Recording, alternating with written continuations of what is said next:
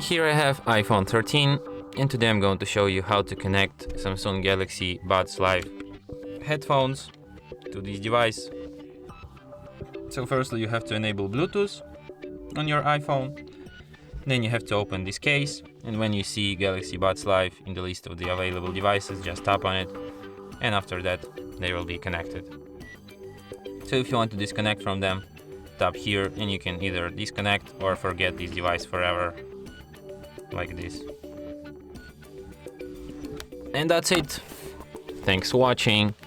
If you find this tutorial useful, don't forget to hit that like button and subscribe to our channel.